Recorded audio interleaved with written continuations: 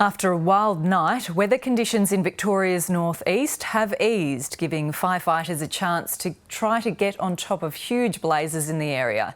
However, concerns remain that the two fires in the area could merge at any time, creating a mega fire with its own weather that's even more difficult to control. Thalgler Valley's gone, Neville Valley's gone. We're pretty much burned all around, but we're pretty much safe. This is the situation residents faced as fires bore down on Towong last night.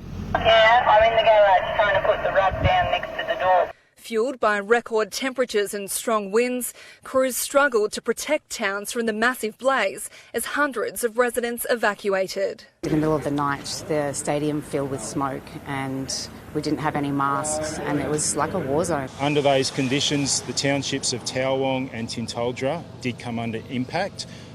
We do believe that we've had some structural losses in those townships, however it's unconfirmed how many yet. Today the rain arrived, but the threat remains. At Myrtleford, hundreds more got out today as the Buffalo River fire went to emergency level. Making sure the sprinkler's working and just trying to keep busy and not get nervous, because it's a bit emotional time. Police are door knocking and urging the elderly to leave because of thick smoke. The 2009 fires, we lost our farm out at Burrong, but this to me looks worse. While conditions ease today, authorities remain concerned the Towong fire will merge with another in southern New South Wales and create a mega fire. Photos from the air show smoke that's so thick, authorities aren't sure whether they've already merged. What is clear is that people are reaching out. In Omeo, it's a fodder delivery, 25 truckloads of hay from the Ballarat region. How are you feeling today? Emotional. Authorities are at pains to point out that residents of the northeast must remain vigilant despite today's mild conditions, but the brief respite has allowed some attention to be turned to recovery. In Tallangatta, they're sending convoys of supplies to people stranded in Towong. The last 24 hours and whatnot's been pretty hectic, but hopefully now we'll have a lull in the conditions and we can sort of, get a slightly better handle on things, get these supplies through. It was definitely a challenging day for us, but the challenges aren't over. It is still dynamic, it is still dangerous, and the message is very much about you need to be aware of the conditions where you are at the moment. The rain is welcome, but the emergency remains. Bridget Rollison, ABC News, Tallangatta. In Gippsland, 4 people remain missing, but that number could climb as assessment teams move into communities that have been isolated. The Army has spent the day dropping supplies and satellite phones into those towns and evacuating people from communities that have endured almost a week of constant threat.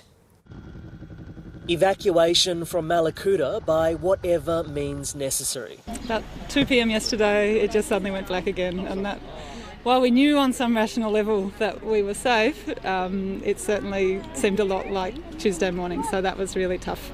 The small town has been isolated since New Year's Eve as residents and holiday makers have endured 2 firestorms.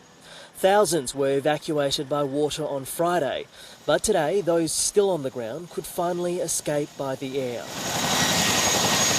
Evacuees lined up and hugged each other and reflected on their torrid week as they were escorted to Defence Force helicopters. Bit of an adventure, eh? But we've been really lucky. Our family's all safe and they haven't lost their houses, thank God. Not everyone was completely comfortable on board the Army Chinook, but once on the ground at Sale, they regained a spring in their step and a well-earned drink.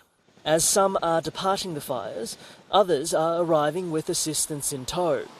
Mornington Peninsula Beekeeper Bill McNamara dropped off a load of hay this morning to help fire-affected Gippsland farmers feed their livestock. Yeah, she's pretty dry, so I guess a fire on top of a drought doesn't get much worse. But the generosity of Australians is causing its own issues. We don't need any more clothes, we don't need any more food, we don't need any more trucks on our roads. The number of people unaccounted for in East Gippsland has today dropped to 4, but it's a fluid situation. Of course, there's still many communities that we have not been able to get into. It's cold and wet here in East Gippsland, and the rain has just been going on all day. But authorities are warning that the fire danger is far from over, with temperatures expected to rise again later this week. Even if an evacuation order is lifted today or tomorrow, it is very likely, very possible that we're back in this same position. A community doing all it can in the face of catastrophe. Danny Tran, ABC News, Bairnsdale.